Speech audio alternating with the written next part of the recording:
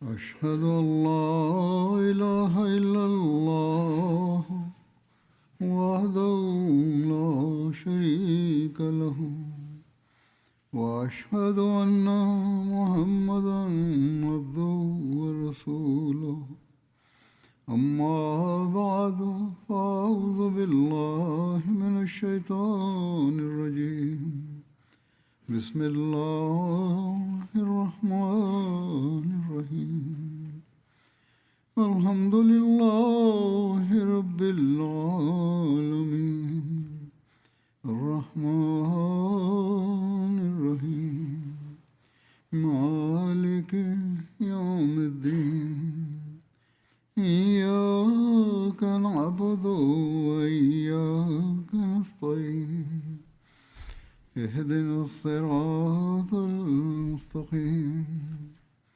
صراط الذين أنعمت عليهم غير المغضوب عليهم ولا الضالين. हम इस बात पर यकीन और ईमान रखते हैं ഈ ലോകത്ത് ഏതെങ്കിലും ഒരു പൂർണ്ണ മനുഷ്യൻ ജനിച്ചിട്ടുണ്ടെങ്കിൽ അത് ഹസ്രത്ത് മുഹമ്മദ് മുസ്തഫ സല്ലല്ലാഹു അലൈഹി വസല്ലം ആണെന്ന് നാം വിശ്വസിക്കുകയും അതിൽ ഈമാൻ കൊള്ളുകയും ചെയ്യുന്നു. നബിതങ്ങൾ സല്ലല്ലാഹു അലൈഹി വസല്ലമയ്ക്ക് മുമ്പോ ശേഷമോ അദ്ദേഹത്തെപ്പോലെ ഒരു തികവുറ്റ മനുഷ്യൻ ജനിച്ചിട്ടില്ല, ഇനി അങ്ങോട്ട് ജനിക്കുകയുമില്ല.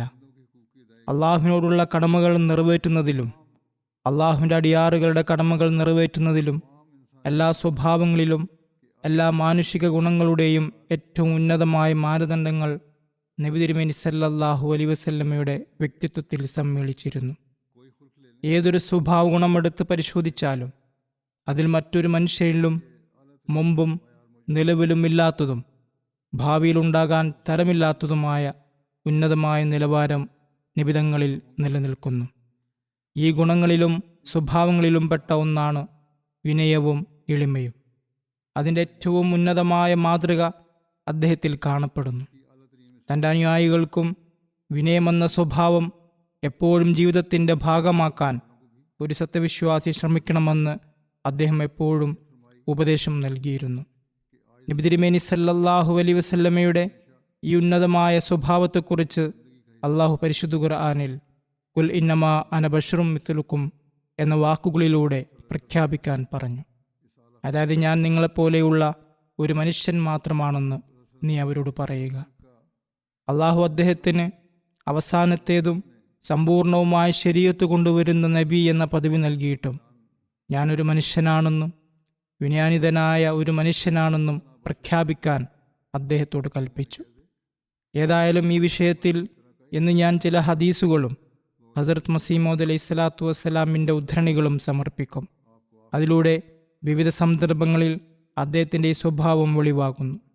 ഹസ്രത്ത് മസീഹ് മൗഊദ് അലൈഹി സ്വലാത്തു വസ്സലാം പ്രസ്താവിക്കുന്നു, നമ്മുടെ നബി തിരുമേനി സല്ലല്ലാഹു അലൈഹി വസല്ലമയേക്കാൾ വലിയ ഒരു തികവുറ്റ മനുഷ്യൻ്റെ മാതൃക ലോകത്ത് നിലവിലില്ല, ഇനി ഖിയാമത്ത് നാൾ വരെ ഉണ്ടാവുകയുമില്ല.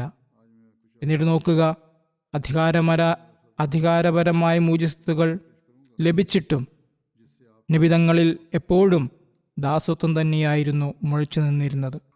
ഒരു വിനീത മനുഷ്യനായി അദ്ദേഹം ജീവിച്ചു. വിനീതനായ ഒരു ദൈവദാസനായി അദ്ദേഹം ജീവിച്ചു. ഇന്നമാ അന ബശറും മിത്ലുക്കും എന്ന് അദ്ദേഹം ആവർത്തിച്ച് പ്രഖ്യാപിച്ചു കൊണ്ടിരുന്നു. തൗഹീദിന്റെ കലിമയിൽ പോലും തൻ്റെ ദാസത്വത്തെ അംഗീകരിക്കുന്നത് അവിഭാജ്യ ഘടകമായി അദ്ദേഹം നിശ്ചയിച്ചു. അതുകൂടാതെ ഒരു മുസ്ലിമാവുകയില്ല. ചിന്തിക്കുക, വീണ്ടും ചിന്തിക്കുക. അപ്പോൾ സമ്പൂർണ്ണ മാർഗദർശിയുടെ ജീവിത രീതി നമുക്ക് നൽകുന്ന പാഠം ദൈവസാമീപ്യത്തിൻ്റെ അത്യുന്നതിയിൽ വിരാജിച്ചിട്ടും ദാസത്വത്തിൻ്റെ ഏറ്റുപറച്ചിലിനെ കൈവിട്ടില്ല എന്നാണ്.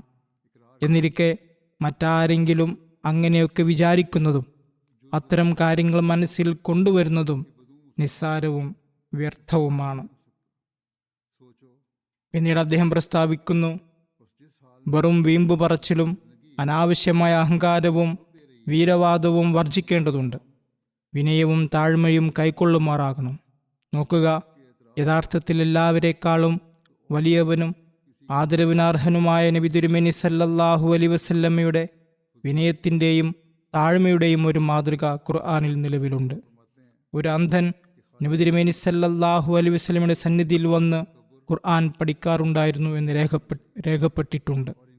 ഒരു ദിവസം നബിതങ്ങൾ സല്ലല്ലാഹു അലൈഹി വസല്ലമയുടെ അടുക്കൽ മക്കയിലെ പ്രമുഖരും നഗരത്തിലെ നേതാക്കളും ഒത്തുകൂടിയിരുന്നു. അദ്ദേഹം അവരോട് സംസാരത്തിൽ ഏർപ്പെട്ടിരിക്കുകയായിരുന്നു. സംസാരത്തിലെ തിരക്ക് കാരണം അല്പം വൈകിയതിനാൽ ആ അന്ധൻ എഴുന്നേറ്റുപോയി. ഇതൊരു സാധാരണ കാര്യമാണ്. അള്ളാഹു ഇതിനെക്കുറിച്ച് ഒരു സൂറത്ത് അവതരിപ്പിച്ചു. അതിനെ തുടർന്ന് നബി തിരുമേനി സല്ലല്ലാഹു അലൈഹി വസല്ലം അദ്ദേഹത്തിൻ്റെ വീട്ടിൽ പോവുകയും അദ്ദേഹത്തെ കൂടെ കൊണ്ടുവന്ന് തൻ്റെ അനുഗ്രഹീത പുതപ്പ് വിരിച്ച് ഇരുത്തുകയും ചെയ്തു. വാസ്തവത്തിൽ ആരുടെ ഹൃദയങ്ങളിലാണോ അള്ളാഹുവിൻ്റെ മഹത്വം കുടികൊള്ളുന്നത്, അവർ നിർബന്ധമായും വിനയമുള്ളവരും താഴ്മയുള്ളവരുമായി മാറേണ്ടി വരും. കാരണം അവർ അള്ളാഹു പരാശ്രയമുക്തൻ ആണെന്ന കാര്യമോർത്ത് എപ്പോഴും ഭയവിഹ്വലരായി കഴിയുന്നവരാണ്. അതിനാൽ ഇത് ഖുർആനിൽ വിവരിക്കപ്പെട്ടതോ ഹസ്രത്ത് മസീമോദ് അലൈഹി സ്വലാത്തു വസ്സലാം വിവരിച്ചതോ ആയ ഒരു സംഭവം മാത്രമല്ല, മറിച്ച് നമുക്ക് നൽകപ്പെട്ട ഒരു പാഠമാണ്. അതായത് നബി തിരുമേനി സല്ലല്ലാഹു അലൈഹി വസല്ലം നിങ്ങൾക്ക് ഉത്തമ മാതൃകയാണ്. അദ്ദേഹത്തെ സ്നേഹിക്കുന്നുവെന്ന് നിങ്ങൾക്ക് വാദമുണ്ടെങ്കിൽ വിനയത്തിൻ്റെയും എളിമയുടെയും ഉന്നതമായ നിലവാരങ്ങൾ കൈവരിക്കാൻ നിങ്ങളും ശ്രമിക്കണം. നബി തിരുമേനി സല്ലല്ലാഹു അലൈഹി വസല്ലം ഒരു വിശ്വാസിയെ വിനയത്തിൻ്റെ യാഥാർത്ഥ്യത്തിലേക്കും അതിൽ പ്രവർത്തിക്കുന്നതിലേക്കും ശ്രദ്ധ ക്ഷണിച്ചുകൊണ്ട് ഒരു സന്ദർഭത്തിൽ പ്രസ്താവിക്കുന്നു. ഹസ്രത്ത് ഇബ്നു അബ്ബാസ് റളിയല്ലാഹു അൻഹു നിവേദനം ചെയ്ത ആ ഹദീസിൽ റസൂലുള്ളാഹി സ്വല്ലല്ലാഹു അലൈഹി വസല്ലം പ്രസ്താവിക്കുന്നു, എല്ലാ മനുഷ്യരുടെയും ശിരസിനൊപ്പം 2 ചങ്ങലകൾ ബന്ധിക്കപ്പെട്ടിട്ടുണ്ട്. ഒരു ചങ്ങല ആകാശത്തേക്കും ഒരു ചങ്ങല ഭൂമിയിലേക്കുമാണ്. ദാസൻ വിനയവും താഴ്മയും സ്വീകരിക്കുമ്പോൾ ആകാശത്തുള്ള ചങ്ങല ആരുടെ കയ്യിലാണോ ആ മലക്ക് അവന് മുകളിലേക്ക് ഉയർത്തുന്നു. വിനയത്തോടെ ദാസൻ താഴേക്ക് കുനിയുമ്പോൾ അള്ളാഹു അവന് ഉയർച്ചയുടെ പദവി നൽകുന്നു. എന്നാൽ അവൻ അഹങ്കാരവും ധിക്കാരവും കാണിക്കുമ്പോൾ ഭൂമിയിലുള്ള ചങ്ങല അവനെ താഴേക്ക് വലിക്കുന്നു. അഹങ്കാരം കാണിക്കുന്നവന്റെ ഒരു കർമ്മവും സ്വീകാര്യയോഗ്യമല്ല. അവൻ അള്ളാഹുവിൻ്റെ ദൃഷ്ടിയിൽ അധപ്പതിച്ചവനാണ്, ഭൂമിയിലേക്ക് വീണവനാണ്. ഹസ്രത്ത് ഇബ്നു അബ്ബാസിൽ നിന്ന് തന്നെ നിവേദനം ചെയ്യപ്പെട്ട ഒരു റിപ്പോർട്ട് ഇപ്രകാരമാണ്: ദാസൻ വിനയം സ്വീകരിക്കുമ്പോൾ അള്ളാഹു അവനെ 7 ആകാശം വരെ ഉയർത്തുന്നു. അതുകൊണ്ട് അള്ളാഹുവിൻ്റെ സാമീപ്യം ലഭിക്കണമെന്ന് നാം ആഗ്രഹിക്കുന്നുണ്ടെങ്കിൽ വിനയം അതിന് വളരെ പ്രധാനപ്പെട്ട കാര്യമാണ്. ഹസ്രത്ത് അബൂ ഹുറൈറയിൽ നിന്ന് നിവേദനം, നബിതങ്ങൾ സല്ലല്ലാഹു അലൈഹി വസല്ലം പ്രസ്താവിക്കുന്നു, സ്വതക്ക സമ്പത്തിൽ ഒരു കുറവും വരുത്തുന്നില്ല. മാപ്പ് നൽകുന്ന കാരണത്താൽ അള്ളാഹു ഒരാൾക്കും ബഹുമാനമല്ലാതെ വർദ്ധിപ്പിക്കുന്നില്ല. അതായത് മാപ്പ് നൽകുന്നതിലൂടെ ആദരവ് വർദ്ധിക്കുന്നു. അള്ളാഹുവിനു വേണ്ടി ആരെങ്കിലും താഴ്മ സ്വീകരിക്കുന്നുവെങ്കിൽ അള്ളാഹു അവന് ഉയർച്ച നൽകുക തന്നെ ചെയ്യുന്നു. അതുകൊണ്ട് ഒരു സത്യവിശ്വാസിയെ സംബന്ധിച്ചിടത്തോളം ഇവിടെ അടിസ്ഥാനപരമായ കാര്യങ്ങളാണ് പ്രസ്താവിച്ചത്. സദക്കയും സാമ്പത്തിക ത്യാഗവും മൂലമായി സമ്പത്തിൽ കുറവുണ്ടാകുന്നില്ല, പകരം വർദ്ധിക്കുകയാണ് ചെയ്യുന്നത്. അതിനാൽ സാമ്പത്തിക ത്യാഗം കാരണം നിങ്ങളുടെ സമ്പത്തിൽ കുറവുണ്ടാകുമെന്ന തോന്നൽ മനസ്സിൽ നിന്ന് നീക്കിക്കളയുക. മാപ്പ് നൽകുന്നതിലൂടെയും വിട്ടുവീഴ്ച ചെയ്യുന്നതിലൂടെയും ബഹുമാനത്തിൽ കുറവുണ്ടാകുന്നില്ല, പകരം അന്തസ്സ് വർദ്ധിക്കുകയാണ് ചെയ്യുന്നത്. ഈ യാഥാർത്ഥ്യം ആളുകൾ തിരിച്ചറിയുകയാണെങ്കിൽ ലോകത്തെ സാമൂഹികമായ തർക്കങ്ങളിൽ വലിയൊരു ഭാഗം പരിഹരിക്കപ്പെടും. തുടർന്ന് ഉത്ബോധിപ്പിച്ചു, വിനയം സ്വീകരിക്കുന്നതിലൂടെ അള്ളാഹു ഉന്നതി നൽകുന്നു. നിങ്ങൾ എത്രത്തോളം വിനയമുള്ളവരാകുന്നുവോ അത്രത്തോളം അള്ളാഹു നിങ്ങൾക്ക് ഉന്നതമായ സ്ഥാനം നൽകും. നബി തിരുമേനി സല്ലല്ലാഹു അലൈഹി വസല്ലമയ്ക്ക് സ്വന്തം കാര്യത്തിൽ വിനയത്തിൻ്റെ മാനദണ്ഡങ്ങൾ എന്തായിരുന്നു എന്ന് നോക്കാം. ഹസ്രത്ത് അനസ് ഇബ്നു മാലിക് റളിയല്ലാഹു അൻഹു നിവേദനം ചെയ്യുന്നു, ഒരിക്കൽ ഒരാൾ നബി തിരുമേനി സല്ലല്ലാഹു അലൈഹി വസല്ലമയെ അഭിസംബോധന ചെയ്തുകൊണ്ട് ഇപ്രകാരം പറഞ്ഞു: ഓ മുഹമ്മദ് നബി സല്ലല്ലാഹു അലൈഹി വസല്ലം തിരുമേനി, ഓ ഞങ്ങളുടെ പ്രമാണിയുടെ മകനായ പ്രമാണി, ഞങ്ങളുടെ ശ്രേഷ്ഠൻ്റെ മകനായ ശ്രേഷ്ഠ. ഇതിന് മറുപടിയായി നബി സല്ലല്ലാഹു അലൈഹി വസല്ലം പറയുന്നു: അല്ലയോ ജനങ്ങളെ, തഖ്വ നിങ്ങളുടെ മേൽ നിർബന്ധമാക്കുക. പിശാച് നിങ്ങളെ വഴിതെറ്റിക്കാതിരിക്കട്ടെ. ഞാൻ അള്ളാഹുവിൻ്റെ ദാസനും അവൻ്റെ ദൂതനുമായ മുഹമ്മദ് ബിൻ അബ്ദുല്ല ആണ്. അള്ളാഹു എനിക്ക് നൽകിയ പദവിയേക്കാൾ എന്നെ വർദ്ധിപ്പിച്ചു കാണിക്കുന്നത് ഞാൻ ഇഷ്ടപ്പെടുന്നില്ല. ആകയാൽ അള്ളാഹു നിബിതങ്ങളോട് ഏത് പ്രഖ്യാപനമാണോ ചെയ്യിച്ചത് അത് തൻ്റെ പ്രായോഗിക മാതൃകയിലൂടെയും അദ്ദേഹം തെളിയിച്ചു. പിന്നീട് അദ്ദേഹത്തിൻ്റെ വിനയത്തിൻ്റെ അങ്ങേയറ്റത്ത് മറ്റൊരു ഉദാഹരണം ഹദീസിൽ കാണാം. ഹസ്രത്ത് അബൂ ഹുറൈറ റളിയല്ലാഹു അൻഹു പറയുന്നു, നിബിതങ്ങൾ ഇപ്രകാരം പ്രസ്താവിക്കുന്നത് ഞാൻ കേട്ടു: ഒരാളുടെയും കർമ്മം അയാളെ ഒരിക്കലും സ്വർഗത്തിൽ പ്രവേശിപ്പിക്കുകയില്ല. സ്വഹാബികൾ ആരാഞ്ഞു, യാ റസൂലല്ലാഹ്, അങ്ങയെയുമില്ലേ? അദ്ദേഹം പ്രസ്താവിക്കുന്നു, ഇല്ല, എന്നെയും ഇല്ല. അള്ളാഹു എന്നെ തൻ്റെ ഫദ്ലിലും റഹ്മത്തിലും പൊതിഞ്ഞാലല്ലാതെ. അതിനാൽ ഏത് കർമ്മം ചെയ്യുമ്പോഴും അത് ഭംഗിയായി നിർവഹിക്കുക. അള്ളാഹുവിൻ്റെ സാമീപ്യത്തിന് വേണ്ടി അത് നിർവഹിക്കുക. നിങ്ങളിൽ ആരും മരണം ആഗ്രഹിക്കരുത്. ഒരു വേള അയാൾ നല്ലവനാണെങ്കിൽ നന്മയിൽ ഇനിയും പുരോഗതി പ്രാപിക്കാൻ അവന് കഴിഞ്ഞേക്കാം. ഇനി മോശക്കാരനാണെങ്കിൽ തൗബ ചെയ്ത് അള്ളാഹുവിൻ്റെ പിണക്കം മാറ്റാനും സാധിച്ചേക്കും. പിന്നൊരു റിവായത്തിൽ അബൂ ഖുദറിൽ നിന്നും ഇപ്രകാരം വരുന്നു: ദരിദ്രരെ സ്നേഹിക്കുക. കാരണം നബിതങ്ങൾ തൻ്റെ ദുആയിൽ ഇപ്രകാരം പറയുന്നത് ഞാൻ കേട്ടിട്ടുണ്ട്: അല്ലാഹുമ്മ അഹ്യിനി മിസ്കീനൻ വ അമിത്നി മിസ്കീനൻ വ അശ്റിനി ഫീ സുമ്രത്തിൻ മസാക്കീൻ. അതായത്, എൻ്റെ അള്ളാഹുവെ, എന്നെ ഒരു മിസ്കീനായി ജീവിപ്പിക്കുകയും മിസ്കീനായി മരിപ്പിക്കുകയും മിസ്കീങ്ങളുടെ കൂട്ടത്തിൽ എന്നെ ഉയർത്തെഴുന്നേൽപ്പിക്കുകയും ചെയ്യണമേ. ഹസ്രത്ത് അബ്ദുല്ലാഹ് ബിൻ അബി ഔഫ ഇപ്രകാരം വിവരിക്കാറുണ്ടായിരുന്നു: നബിതങ്ങൾ അള്ളാഹുവിനെ ധാരാളമായി ദിക്ർ ചെയ്യാറുണ്ടായിരുന്നു, അനാവശ്യ കാര്യങ്ങൾ ചെയ്യാറില്ലായിരുന്നു. അതായത് അള്ളാഹുവിനെ വളരെയധികം സ്മരിക്കുമായിരുന്നു. നമസ്കാരം ദീർഘിപ്പിക്കുകയും ഖുതുബ ചുരുക്കുകയും ചെയ്യുമായിരുന്നു. ഒരു വിധവയുടെയോ മിസ്കീൻ്റെയോ കൂടെ നടക്കാനോ അവരുടെ ആവശ്യങ്ങൾ നിറവേറ്റിക്കൊടുക്കാനോ നബി തിരുമേനി സല്ലല്ലാഹു അലൈഹി വസല്ലം ഒട്ടും മടി കാണിച്ചിരുന്നില്ല. വിനയത്തിൻ്റെ അവസ്ഥ ഇതുകൂടിയായിരുന്നു.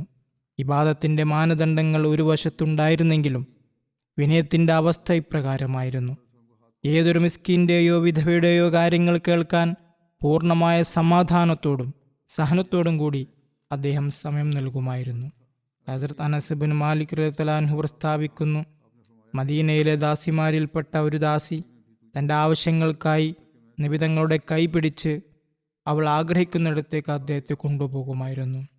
ഹസ്രത്ത് അനസ് റളിയല്ലാഹു അൻഹുവിൽ നിന്നുള്ള റിവായത്ത് ഇപ്രകാരമാണ്: ബുദ്ധിക്ക് അല്പം കുറവുള്ള ഒരു സ്ത്രീ ഇപ്രകാരം അപേക്ഷിച്ചു: യാ റസൂലല്ലാഹ്, എനിക്ക് നിബിതങ്ങളോടൊരു കാര്യം ആവശ്യപ്പെടാനുണ്ട്. അദ്ദേഹം പ്രസ്താവിക്കുന്നു: അല്ലയോ ഇന്നയാളുടെ മാതാവേ, നിങ്ങൾ ആഗ്രഹിക്കുന്ന ഏത് വഴിയിലൂടെ വേണമെങ്കിലും എന്നെ കൊണ്ടുപോയിക്കൊള്ളുക. നിങ്ങളുടെ കാര്യം പൂർത്തിയാക്കുന്നതുവരെ ഞാൻ കൂടെ വരാം. ശേഷം അദ്ദേഹം അവരോടൊപ്പം ഒരു വഴിയിലൂടെ പോവുകയും അവർ തൻ്റെ കാര്യം ബോധിപ്പിക്കുകയും അവരുടെ ആവശ്യം പൂർത്തിയാകുകയും ചെയ്തു. ഏതായാലും റിവായത്തുകളിൽ ഈ സ്ത്രീയെക്കുറിച്ച് പറയുന്നത് അവരുടെ പേര് ഉമ്മു സഫർ എന്നായിരുന്നുവെന്നും അവർ ഹസ്രത്ത് ഖദീജയുടെ ഭൃത്യയായിരുന്നുവെന്നുമാണ്. അവർ അല്പം ബുദ്ധിക്കുറവുള്ള ആളായിരുന്നു. അതായത് കാര്യങ്ങൾ വേഗത്തിൽ മനസ്സിലാക്കാൻ പ്രയാസമുള്ള ചിലരുണ്ടാകുമല്ലോ, അപ്രകാരം.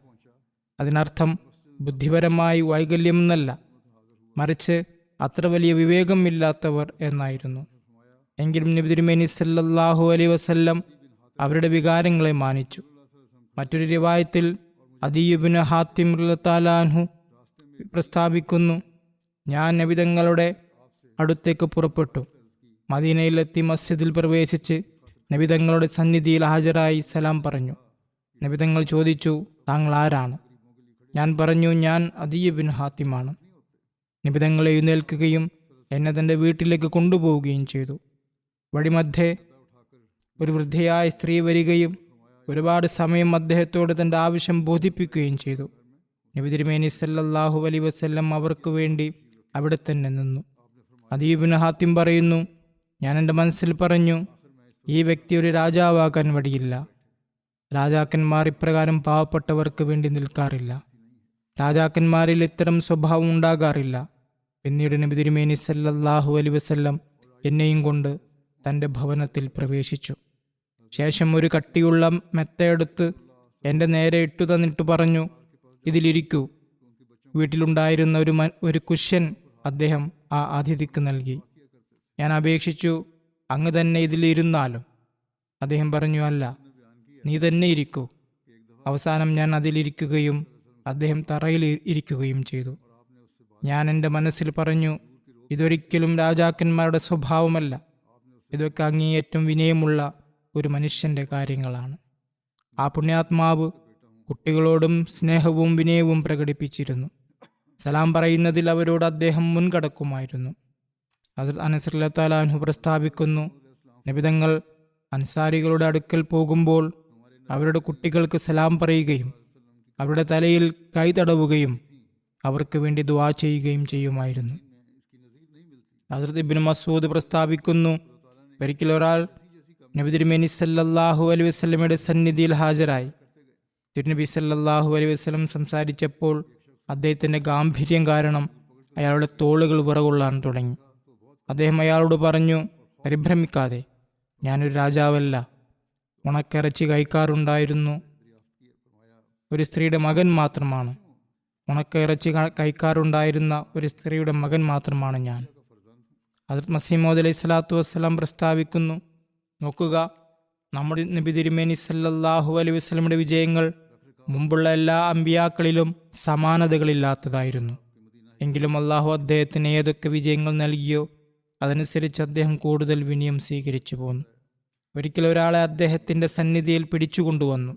അദ്ദേഹം നോക്കിയപ്പോൾ അയാൾ ഭയന്ന് വിറക്കുന്നുണ്ടായിരുന്നു. എന്നാൽ അയാൾ അടുത്തു വന്നപ്പോൾ അദ്ദേഹം അതീവ സൗമ്യതയോടും സ്നേഹത്തോടും കൂടി ചോദിച്ചു, താങ്കൾ എന്തിനാണ് ഇങ്ങനെ പേടിക്കുന്നത്? ഞാനും താങ്കളെപ്പോലെ ഒരു മനുഷ്യൻ തന്നെയാണ്, ഒരു വൃദ്ധയുടെ മകനാണ്. ബാഹ്യമായ ആഡംബരങ്ങളിൽ നിന്നും പൊങ്ങച്ചങ്ങളിൽ നിന്നും അദ്ദേഹം വളരെ ഉയരെയായിരുന്നു. ഇതിൻ്റെ പ്രകടനം മദീന ഹിജ്റത്തിന്റെ സമയത്തെ സംഭവത്തിൽ കാണാം.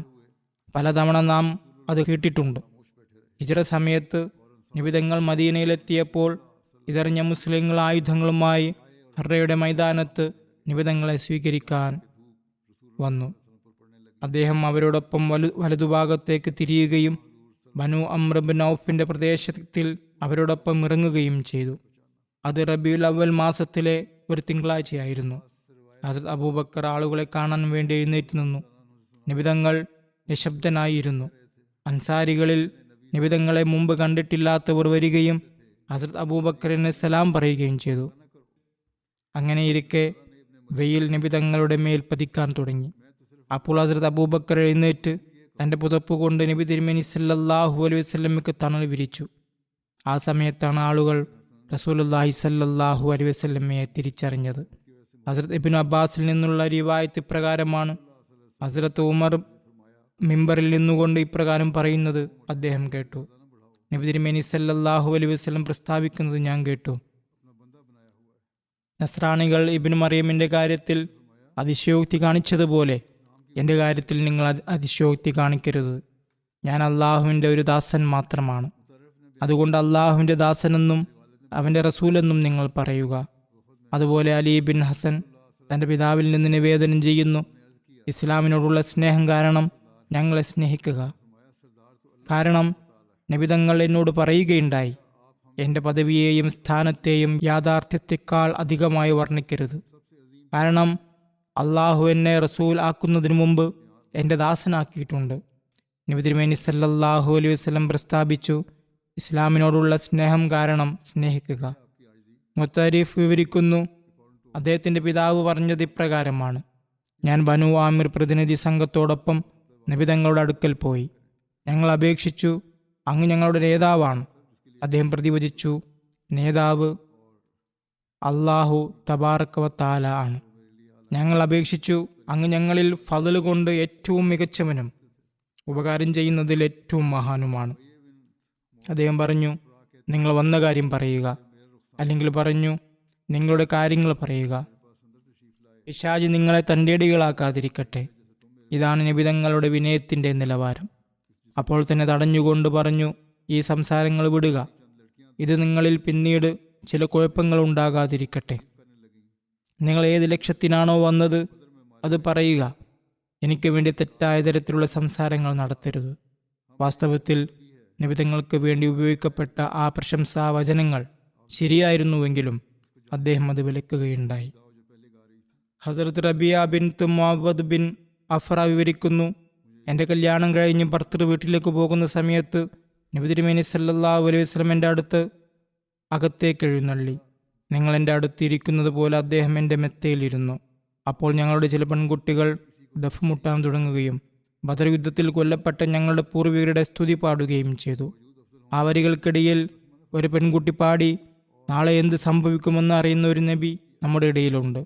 അദ്ദേഹം അപ്പോൾ തന്നെ പറഞ്ഞു, അതൊഴിവാക്കൂ, മുമ്പ് പാടിക്കൊണ്ടിരുന്നത് തന്നെ പാടൂ. എനിക്ക് ഗൈബ് അറിയാമെന്നുള്ള ഇത്തരം കാര്യങ്ങൾ തെറ്റാണ്. ആലിമുൽ ഗൈബ് അള്ളാഹുവിൻ്റെ സത്തം മാത്രമാണ്. ഹസ്രത്ത് അബ്ദുല്ല നബി തിരുമേനി സല്ലല്ലാഹു അലൈഹി വസല്ലമയിൽ നിന്ന് നിവേദനം ചെയ്യുന്നു, ഞാൻ യൂനുസ് ഇബ്നു മത്തായിയേക്കാൾ ശ്രേഷ്ഠനാണെന്ന് ഒരാളും പറയാൻ പാടില്ല എന്ന് അദ്ദേഹം പറഞ്ഞു. ശ്രേഷ്ഠനായിരുന്നിട്ടും കൂടി ഇത്തരം താരതമ്യങ്ങളിൽ നിന്ന് അദ്ദേഹം വിലക്കുകയും അങ്ങേയറ്റത്തെ വിനയം പ്രകടിപ്പിക്കുകയും ചെയ്തു. അതുപോലെ ഹസ്രത്ത് അനസ് ഇബ്നു മാലിക് പ്രസ്താവിക്കുന്നു, ഒരാൾ നിബിധങ്ങളുടെ സന്നിധിയിൽ ഹാജരായി അപേക്ഷിച്ചു, യാ ഖൈറുൽ ബരിയ, അതായത് സൃഷ്ടികളിൽ ഏറ്റവും ഉത്തമനായ വ്യക്തിയെ. അപ്പോൾ നിബിധങ്ങൾ പ്രസ്താവിച്ചു, അത് ഇബ്രാഹിം അലൈഹിസ്സലാമായിരുന്നു.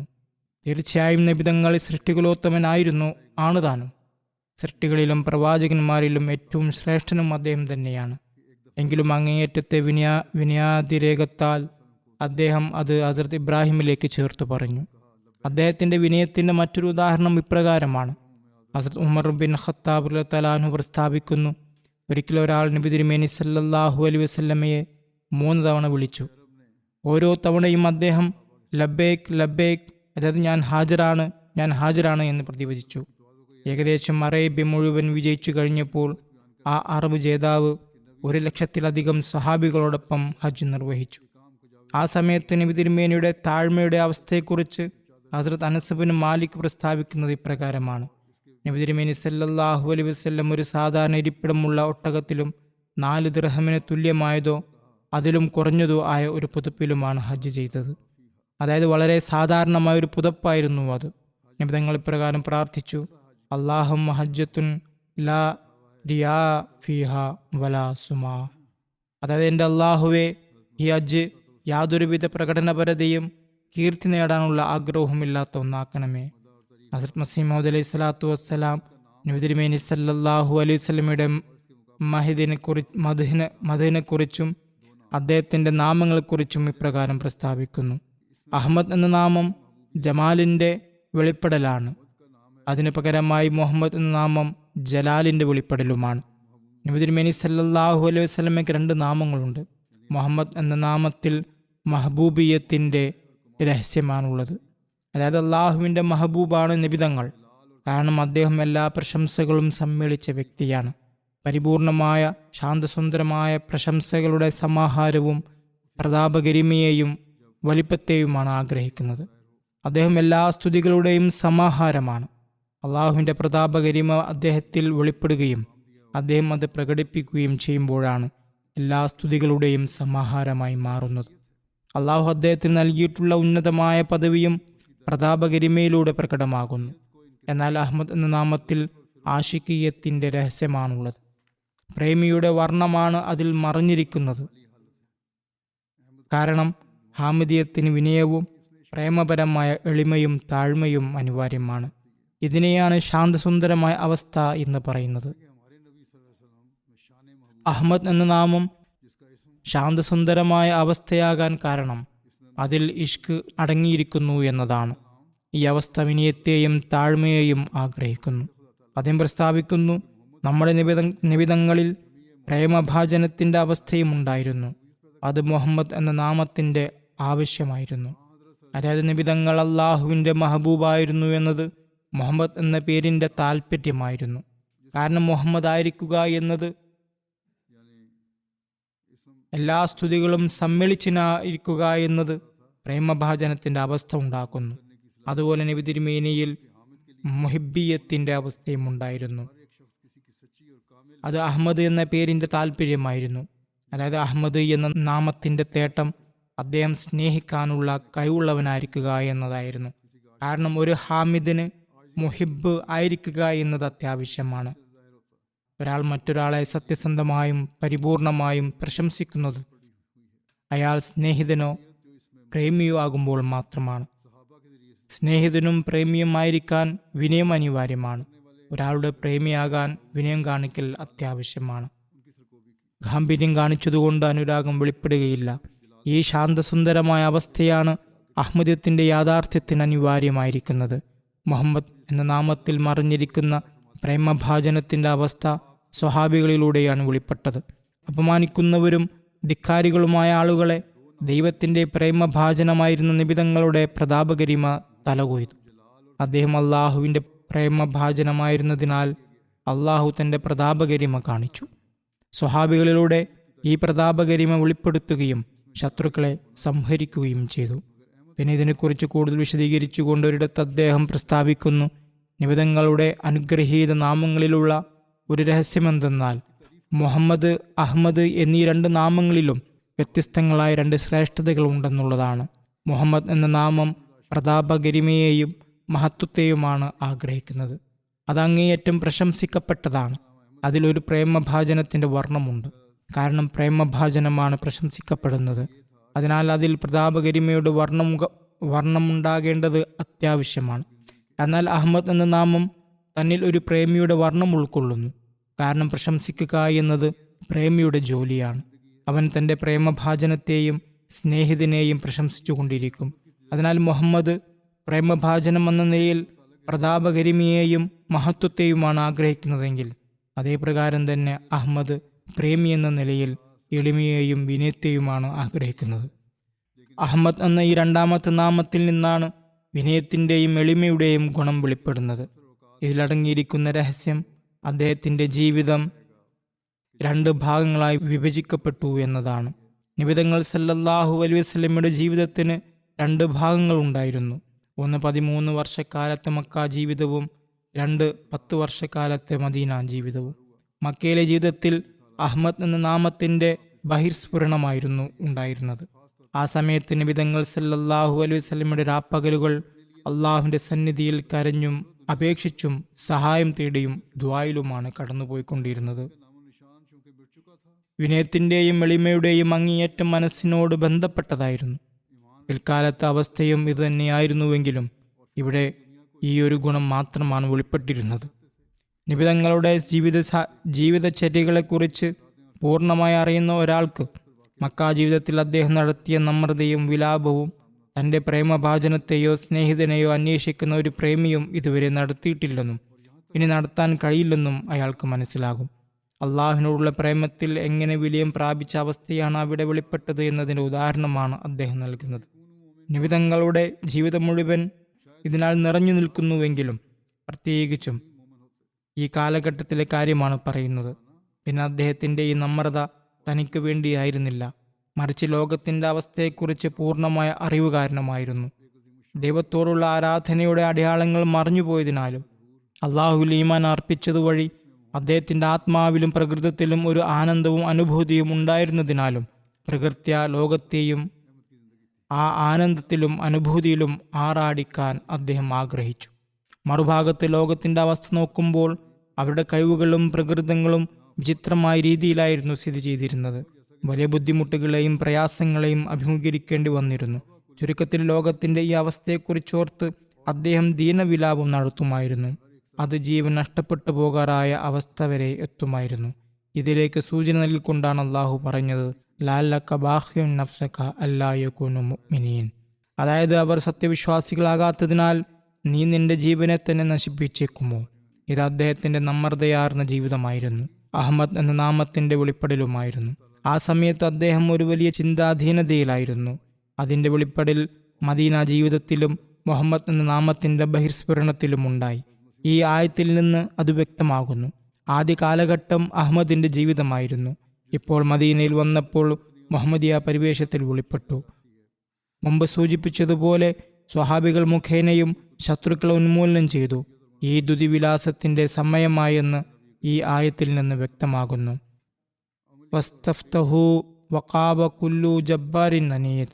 അതായത് അവർ വിജയത്തിന് വേണ്ടി ദുആ ചെയ്തു.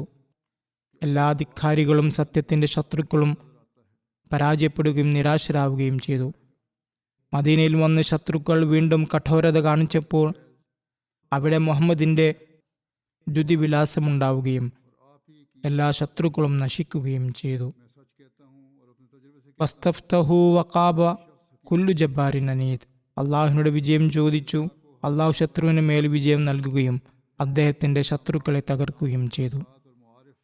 മസീമോദ് അലൈഹി സ്വലാത്തു വസ്സലാം ഒരിടത്ത് പ്രകാരം പ്രസ്താവിക്കുന്നു, നബി തിരുമേനി സല്ലല്ലാഹു അലൈഹി വസല്ലമയുടെ അവസ്ഥ ചിലയിടങ്ങളിൽ വിനയത്തിൻ്റെയും എളിമയുടെയും പരിപൂർണതയിലെത്തിയതായി കാണപ്പെടുമ്പോൾ അത്രത്തോളം തന്നെ അദ്ദേഹം റൂഹുൽ ഖുദുസിന്റെ സഹായത്താലും പ്രകാശത്താലും പ്രബലനായും പ്രകാശിതനായും കാണപ്പെടുന്നു.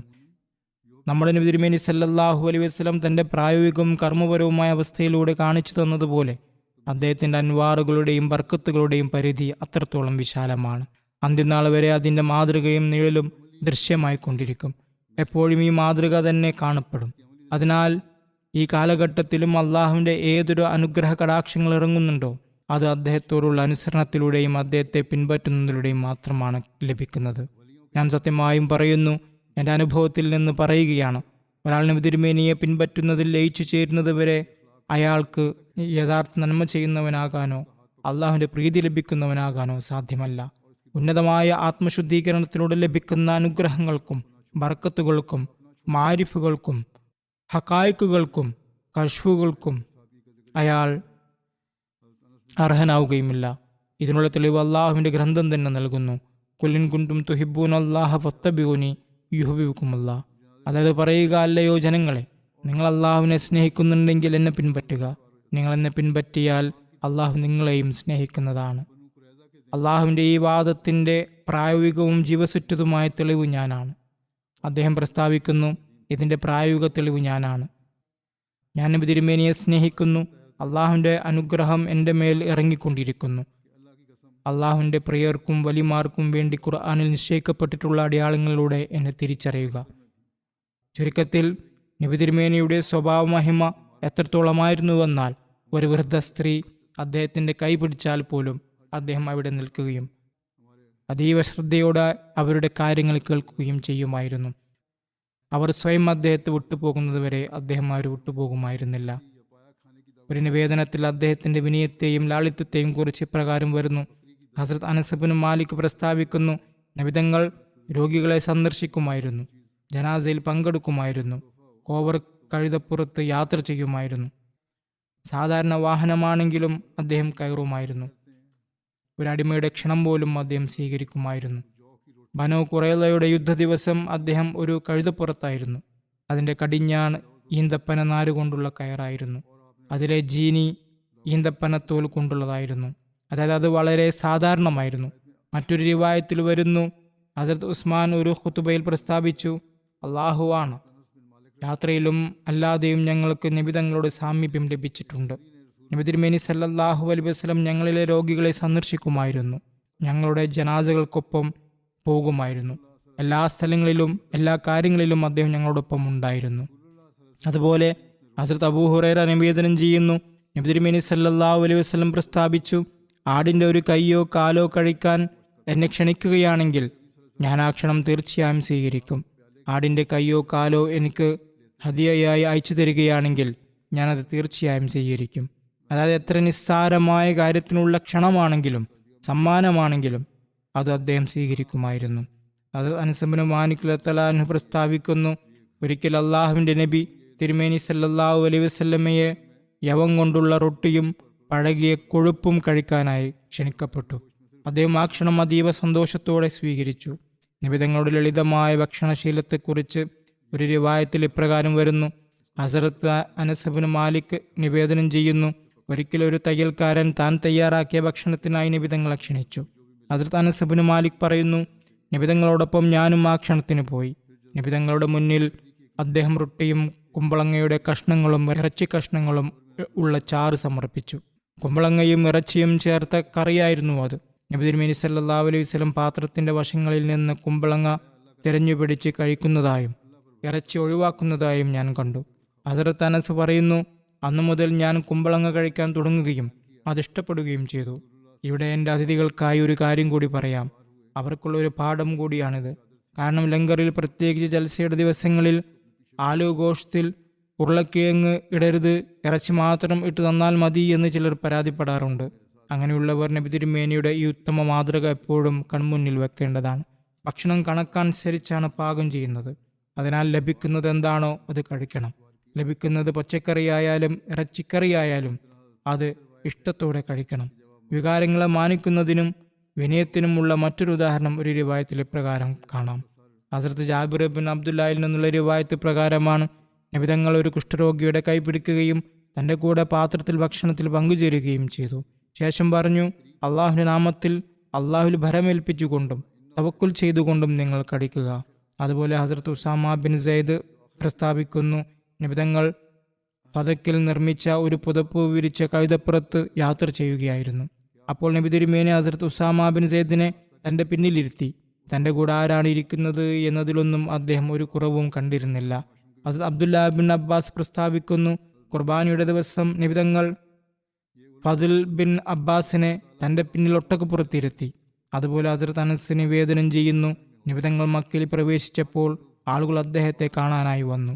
അങ്ങേയറ്റത്തെ വിനയത്താൽ അദ്ദേഹത്തിന്റെ ശിരസ് ഒട്ടകപ്പുറത്ത് ഇരിപ്പിടത്തിൽ മുട്ടുന്നുണ്ടായിരുന്നു. വിജയവും മുസ്ലിങ്ങളുടെ ബാഹുല്യവും കണ്ടപ്പോൾ വിനയത്താൽ നബിതങ്ങളുടെ അനുഗ്രഹീത താടി ഇരിപ്പിടത്തിൽ സ്പർശിക്കുന്നുണ്ടായിരുന്നു, അല്ലെങ്കിൽ സ്പർശിക്കാറായിരുന്നു. അദ്ദേഹം പ്രസ്താവിച്ചു, അല്ലാഹുമ്മ ഇന്നൽ ഐഷ ഐഷുൽ ആഖിറ, അതായത് എൻ്റെ അള്ളാഹുവെ, തീർച്ചയായും യഥാർത്ഥ ജീവിതം ആഖിറത്തിലെ ജീവിതം മാത്രമാണ്. നീതിയും ന്യായവും വിനയവും താഴ്മയും നിറഞ്ഞ മറ്റൊരു വശമെന്തെന്നാൽ ഖുറൈശികളുടെ പ്രമുഖരും ബനു ഹാഷിമുകാരും അവിടെ ഉണ്ടായിരുന്നിട്ടും തൻ്റെ പിന്നിൽ അദ്ദേഹം ഇരുത്തിയത് തൻ്റെ മോചിതനായ അടിമ സെയ്ദ് ബിൻ ഹാരിസയുടെ മകൻ ഉസാമിയായിരുന്നു. ഹസ്രത്ത് മസീഹ് മൗഊദ് അലൈഹി സ്വലാത്തു വസ്സലാം പ്രസ്താവിക്കുന്നു, അള്ളാഹുവിൻ്റെ പ്രത്യേക ദാസർക്ക് നൽകപ്പെടുന്ന ഔന്നത്യം വിനയത്തിൻ്റെ രൂപത്തിലാണ് ഉണ്ടാവുക. എന്നാൽ പിശാചിൻ്റെ ഔന്നത്യം അഹങ്കാരത്തോടു കൂടിയതാണ്. നോക്കുക, നമ്മുടെ നബി തിരുമേനി സല്ലല്ലാഹു അലൈഹി വസല്ലം മക്ക വിജയിച്ചപ്പോൾ അതേ മക്കയിൽ എല്ലാവിധത്തിലും അദ്ദേഹത്തെ എതിർക്കുകയും ഉപദ്രവിക്കുകയും ചെയ്തിരുന്ന ആ പ്രയാസങ്ങളുടെയും മുസീബത്തുകളുടെയും കാലത്ത് പ്രകാരമാണോ അദ്ദേഹം തലകുനിക്കുകയും സുജൂദ് ചെയ്യുകയും ചെയ്തിരുന്നത്? അതേ പ്രകാരം തന്നെയാണ് വിജയവേളയിലും അദ്ദേഹം തലകുനിച്ചത്. ഏതവസ്ഥയിലാണ് ഞാൻ ഇവിടുന്ന് പോയതെന്നും ഏതവസ്ഥയിലാണ് ഇപ്പോൾ തിരിച്ചു വന്നതെന്നും കണ്ടപ്പോൾ അദ്ദേഹത്തിൻ്റെ ഹൃദയം അള്ളാഹുവിനോടുള്ള നന്ദിയാൽ നിറയുകയും അദ്ദേഹം സുജൂദ് ചെയ്യുകയും ചെയ്തു. ഹസ്രത്ത് അബ്ദുല്ലാ ബിൻ മസൂദിൽ നിന്നുള്ള ഒരു റിവായത്ത് പ്രകാരമാണ്, ബദർ യുദ്ധ ദിവസം ഞങ്ങളിൽ ഓരോ 3 പേർക്കും ഒരു ഒട്ടകം വീതമാണ് നിശ്ചയിച്ചിരുന്നത്. ഹസ്രത്ത് അബൂ ലുബാബയും ഹസ്രത്ത് അലിയും നബി തിരുമേനി സല്ലല്ലാഹു അലൈഹി വസല്ലമയുടെ കൂടെയുള്ളവരായിരുന്നു.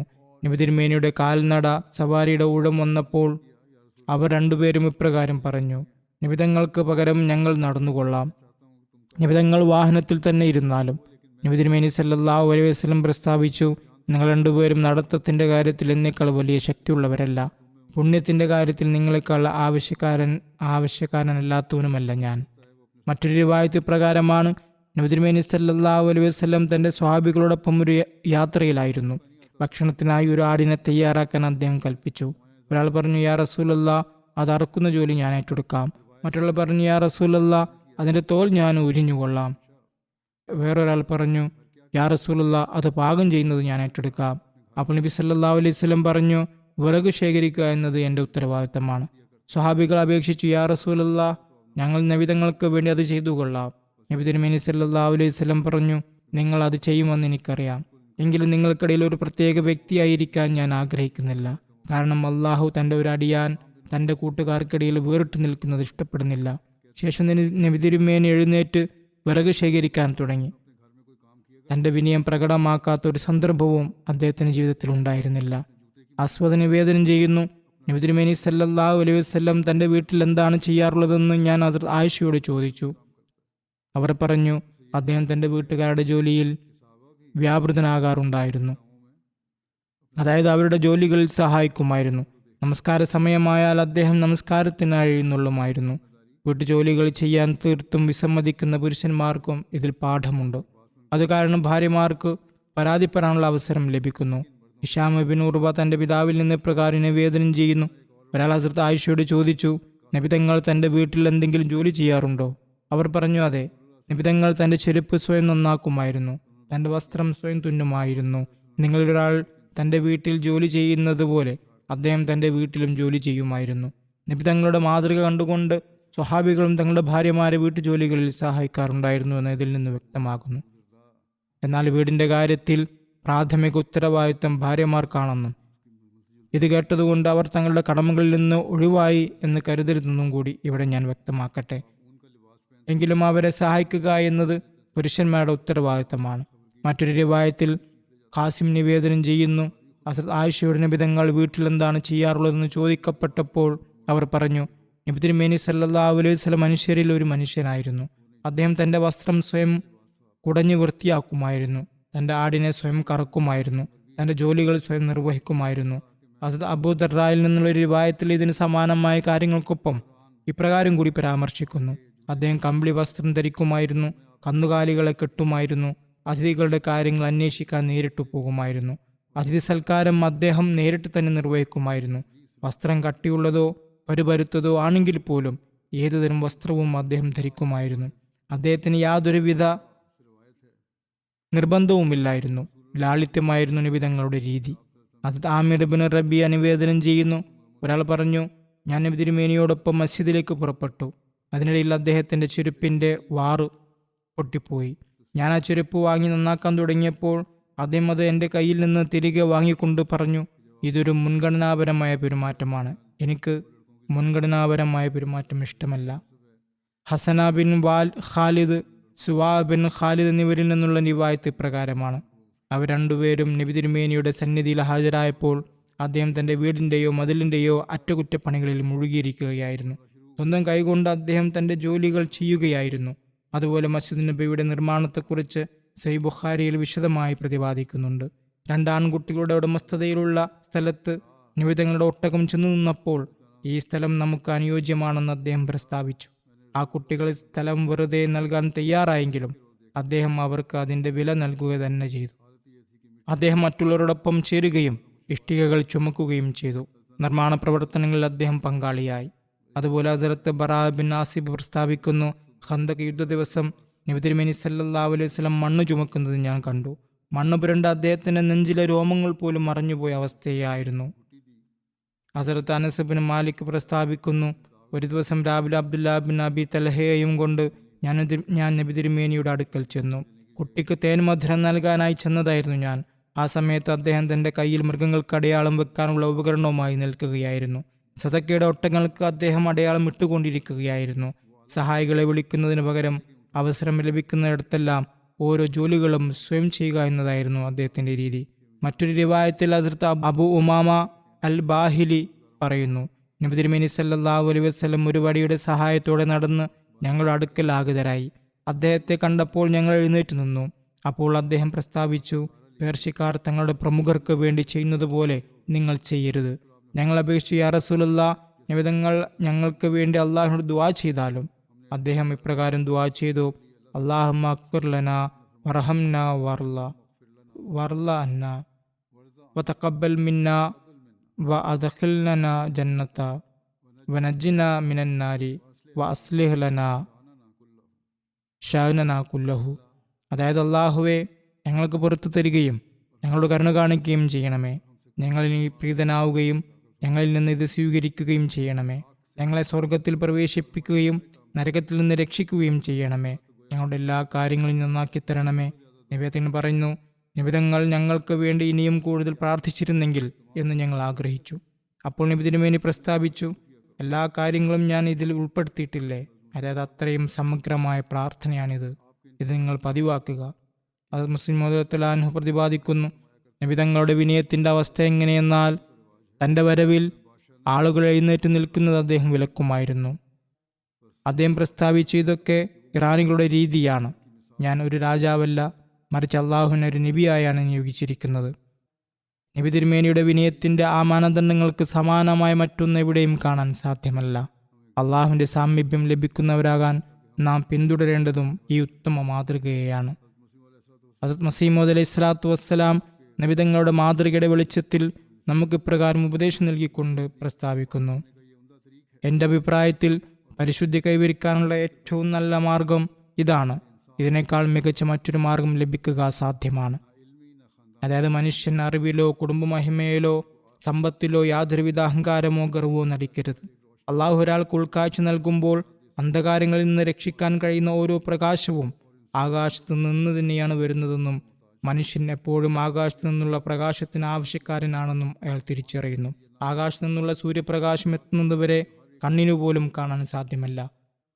അതേപ്രകാരം എല്ലാവിധ ഇരുട്ടിനെയും അകറ്റി പകരം തഖ്വയുടെയും പരിശുദ്ധിയുടെയും നൂർ ഉളവാക്കുന്ന ആത്മീയ പ്രകാശവും ആകാശത്തു നിന്ന് തന്നെയാണ് വരുന്നത്. മനുഷ്യന്റെ തഖ്വ, ഈമാൻ, ഇബാദത്ത്, ശുദ്ധി എന്നിവയെല്ലാം ആകാശത്തു നിന്നാണ് വരുന്നതെന്നും അതെല്ലാം അള്ളാഹുവിന്റെ അനുഗ്രഹം ആശ്രയിച്ചാണ് ഇരിക്കുന്നതെന്നും ഞാൻ സത്യസന്ധമായി പറയുന്നു. അവൻ ഉദ്ദേശിക്കുന്നുവെങ്കിൽ അത് നിലനിർത്തും, അവൻ ഉദ്ദേശിക്കുന്നുവെങ്കിൽ അത് എടുത്തു മാറ്റുകയും ചെയ്യും. അതിനാൽ മനുഷ്യൻ തന്റെ നഫ്സിനെ നിസ്സാരവും ഒന്നുമല്ലാത്തതായി കണക്കാക്കുകയും ദൈവത്തിന്റെ സന്നിധിയിൽ വീണുകൊണ്ട് വിനയത്തോടും എളിമയോടും കൂടി അള്ളാഹുവിന്റെ അനുഗ്രഹം തേടുകയും ചെയ്യുന്നതിനാണ് യഥാർത്ഥ ജ്ഞാനം എന്ന് പറയുന്നത്. നഫ്സിന്റെ വികാരങ്ങളെ കരിച്ചു കളയുന്നതും ഉള്ളിൽ ഒരു പ്രകാശവും നന്മകൾ ചെയ്യാനുള്ള കരുത്തും താപവും നൽകുന്നതുമായ ആ നൂർ ആവശ്യപ്പെടുകയും ചെയ്യുക. പിന്നീട് അള്ളാഹുവിന്റെ ഫദ്ലിൽ നിന്ന് വിഹിതം ലഭിക്കുകയും ഏതെങ്കിലും സമയത്ത് മനസ്സിന് ആശ്വാസവും വിശാലതയും കൈവരുകയും ചെയ്താൽ അതിൽ അഹങ്കരിക്കുകയോ ഗർവ് കാണിക്കുകയോ ചെയ്യരുത്. പകരം അയാളുടെ വിനയത്തിലും എളിമയിലും കൂടുതൽ പുരോഗതിയാണ് ഉണ്ടാകേണ്ടത്. കാരണം എത്രത്തോളം അയാൾ തന്നെ ഒന്നുമല്ലാത്തവനായി കരുതുന്നുവോ അത്രത്തോളം ആത്മീയാവസ്ഥകളും പ്രകാശങ്ങളും അള്ളാഹുവിൽ നിന്ന് ഇറങ്ങുകയും അത് അയാൾക്ക് പ്രകാശവും കരുത്തും പകരുകയും ചെയ്യും. മനുഷ്യൻ ഈ വിശ്വാസം വെച്ച് പുലർത്തുകയാണെങ്കിൽ അള്ളാഹുവിന്റെ ഫദ്ലിനാൽ അയാളുടെ സ്വഭാവ മഹിമ ഉന്നതമായി തീരുമെന്ന് പ്രതീക്ഷിക്കാം. ദുനിയാവിൽ തന്നെ എന്തെങ്കിലും വലിയ ഒന്നായി കരുതുന്നത് അഹങ്കാരമാണ്. ഈ അവസ്ഥ പിന്നീട് മനുഷ്യനെ മറ്റുള്ളവരെ ശപിക്കുന്നവനും നിസ്സാരമായി കാണുന്നവനുമാക്കി മാറ്റുന്നു.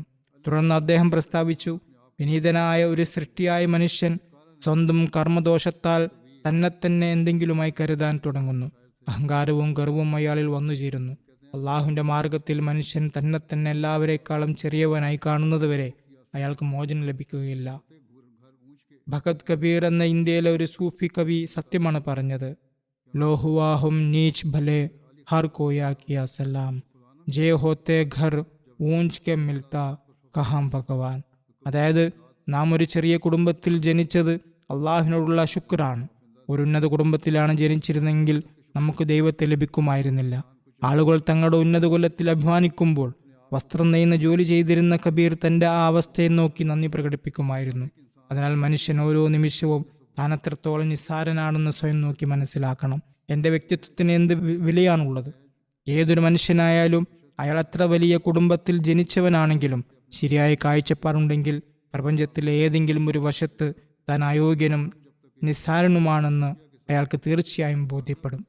ഈ ഒരു ഉന്നത കുലജാതനോട് കാണിക്കുന്ന അതേ സ്വഭാവ മഹിമ ഒരു പാവപ്പെട്ട വൃദ്ധയോടും കാണിക്കുന്നതുവരെയും എല്ലാത്തരം അഹങ്കാരങ്ങളിൽ നിന്നും ഗർവിൽ നിന്നും സ്വയം രക്ഷിക്കുന്നതുവരെയും അയാൾക്കൊരിക്കലും അള്ളാഹുവിന്റെ സാമ്രാജ്യത്തിൽ പ്രവേശിക്കാൻ സാധ്യമല്ല.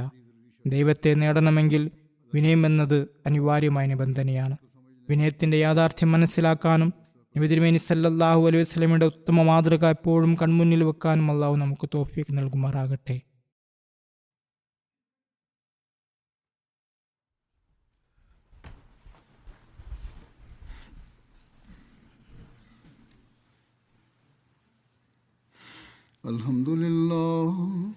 അൽഹംദുലില്ലാഹി നഹ്മദുഹു വനസ്തഈനുഹു വനസ്തഗ്ഫിറുഹു